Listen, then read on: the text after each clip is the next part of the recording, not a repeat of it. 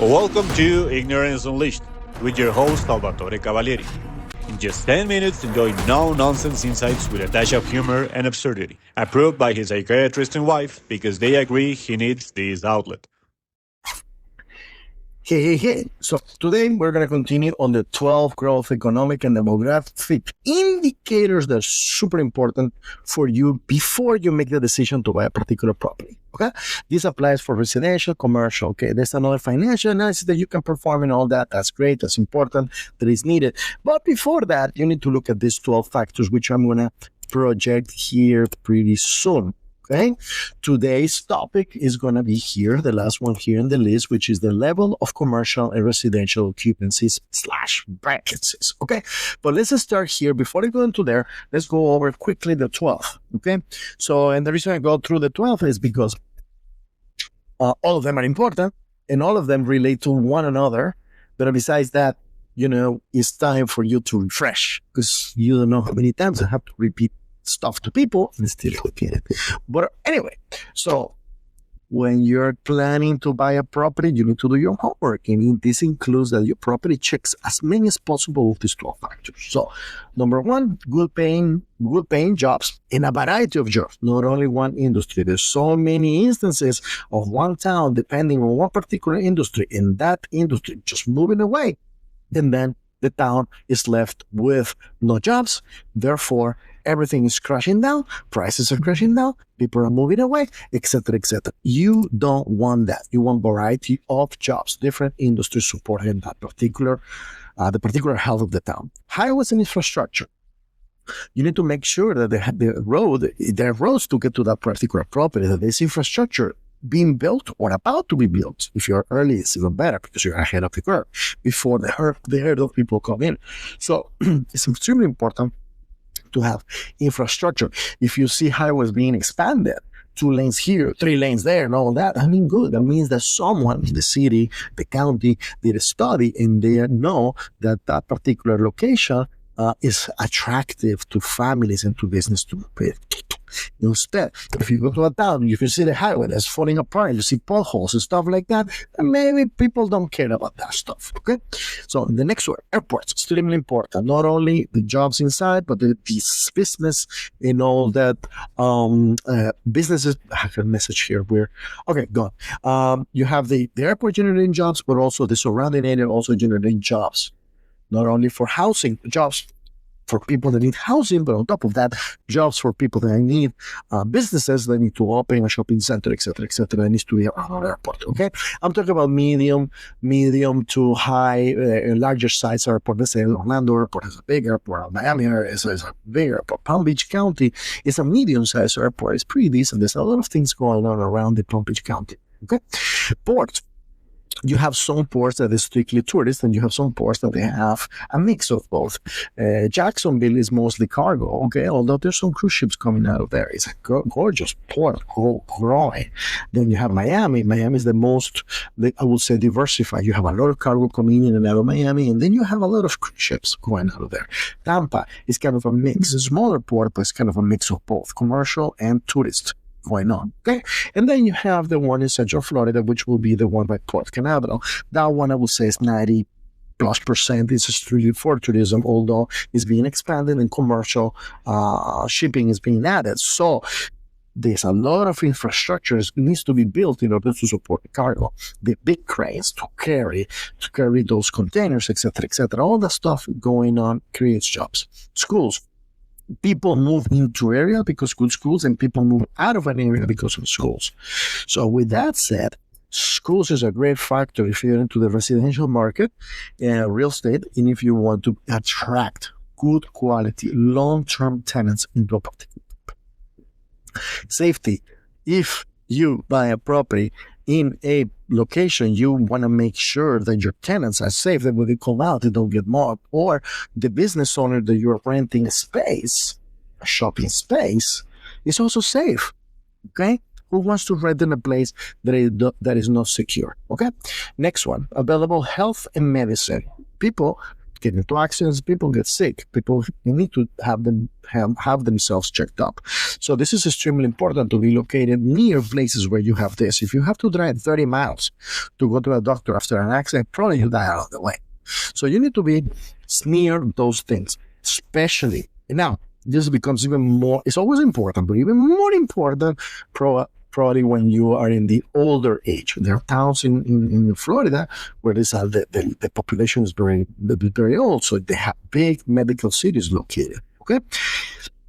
So they can service the need of that population. Okay, Palm Coast is one. So there's a lot of retirees there. There's a lot of medical facilities in there, and they're being supported. Okay, entertainment. Entertainment measures something very interesting. It measures the disposable income of families or people.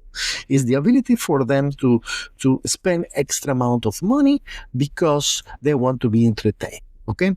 Also, this measures the health of the economy of that particular location. If you see that the people are not spending in restaurants, they're not spending in bars, they're not spending in cinemas, stuff like that, that means that something is going on with the health, economic health of that particular location. Okay, now a caveat, don't stay in a location that's strictly entertainment, because if something happens to that industry, which is the first ones to suffer in a recession, then you will have problems to fill up the whatever place with real estate that you're holding. Okay, natural factors, meaning,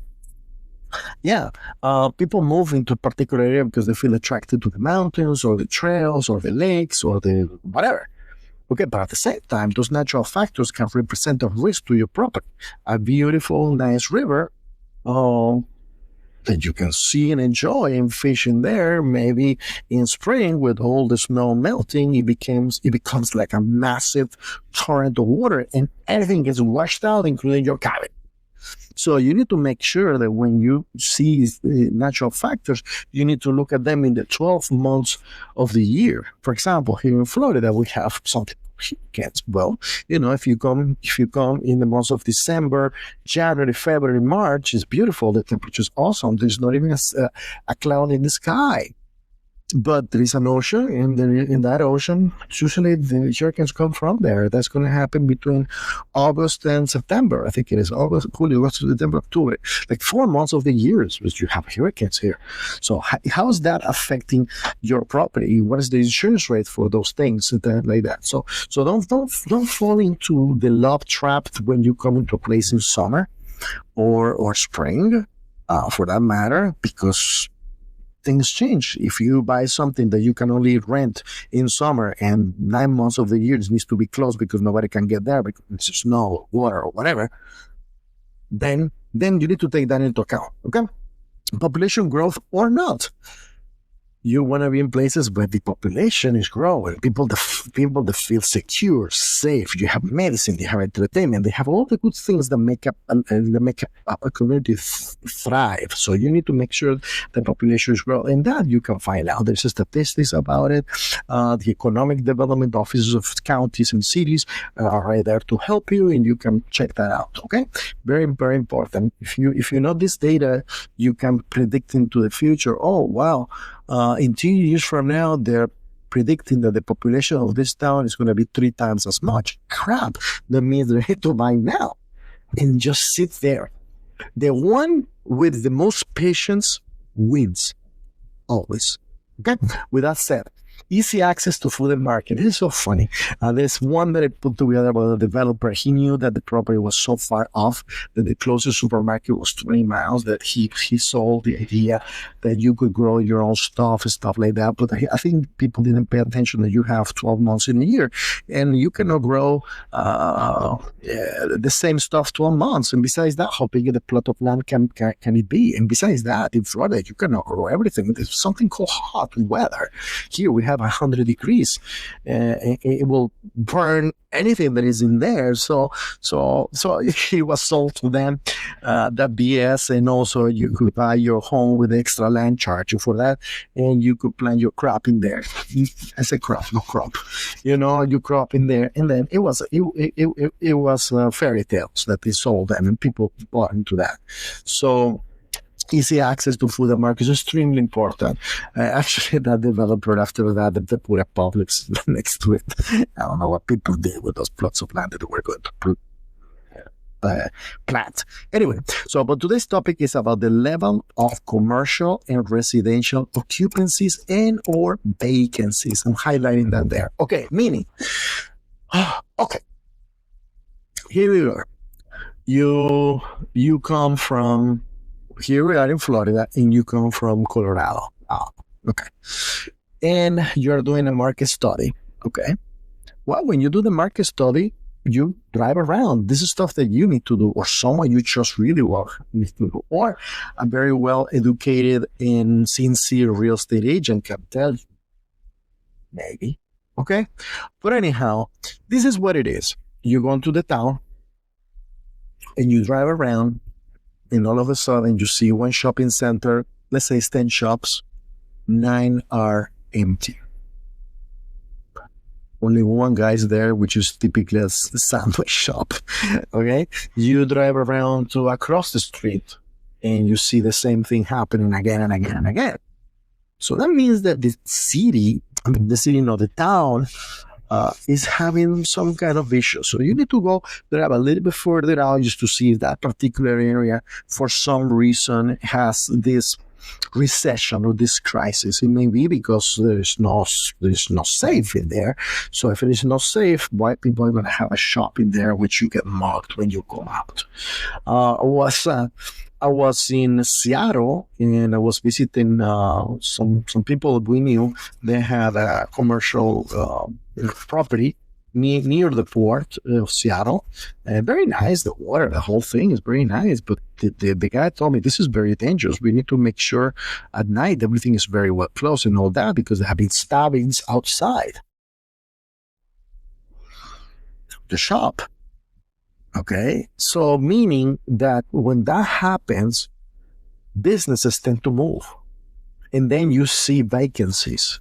So you need to make sure that you do a solid walk around the town, drive around the town, and you see what's going on, if the commercial property is being filled up or not. And then you're going to see also residential. Let's say, for example, let me give you this example. You go around and you start looking for the multifamilies, and you see the managers special outside. Typically, first month free, last month free, security deposit. You forget about it. You can pay them. Don't worry. Bring anything. You want a cow inside? Fine, put it in. Motorcycle inside the home? Fine, 2 weeks. So you can see all these offerings going on. So that means that they have a high vacancy of residential. Is that a good opportunity? Yes or no? Maybe you are a little bit more risk adverse and you want to skip that kind of property. Or maybe you say, crap, maybe that's a good opportunity. Let me knock on the door and see who's the owner. Maybe they want to sell the development for me. And then you see some opportunities. Probably the development was not well taken care. Maybe it was dirty. Maybe didn't have a washer and dryer inside the unit. So you started doing some investigation. Maybe you stop by and say you want to rent. Hey, you stop by and says, hey, I want to rent here. Show me the properties, and they show you the properties, and then you notice that they're not well taken care. And then you do a little bit more study and you find out if they're charging $1,000 right now. Probably the property in good condition should be $1,300. Oh my God, I have a $300 spread right there. Good. How much money you need to put in these particular properties? So not everything that it looks bad at the beginning, it is just a wash. You need to look at it beyond that as an experienced investor. But if you see multiple buildings with multiple locations with so many offers, stuff like that, something is going on and you need to find out. Because even if you buy this property at a great price, the city is dead, who are you going to rent it? Who are you going to rent this property, this amazing property, to someone that doesn't have a job, that is thinking about skipping town, leaving town? So you need to look at it with some analytical power, that particular property. Okay? So it's extremely important to see occupancies and vacancies level. Actually, lending also goes with that. Meaning, banks lend money according to vacancies or not vacancies or occupancies, let's put it that way. So if a bank is going to lend you money to buy that particular multifamily, okay, they know what is the vacancy rate for that particular town. Let's say it's residential, multifamily, let's say shopping centers, they know the vacancy rate. And they may not lend you money because they know that particular town is going through some kind of recession of some sort, maybe lack of jobs, or maybe it's a combination of lack of a variety of jobs with poor safety. There is no medicine whatsoever. There is not even close an airport or port close by. And natural factors, there is a river that washes everything out every 6 months and stuff like that. So you need to look at that carefully, and get out of the car, knock on the door, ask around, and see what's going on. And with that said, that is factor number 12. All of them are important in the same level, but you need to check all these 12 factors in order for you to make a decision in terms of buying real estate. So this is the economic factors. There is also now the numbers, running the numbers. That's a different series of videos that I'll be making where I show the numbers, what to look for. What is it? And we'll go through there. And by the way, cash flow is not king. Cash flow is pretty good. You have to have cash flow, okay, at some point, but you cannot, and you should not pass on property just on cash flow. But that's a different conversation. So, with that said, thank you.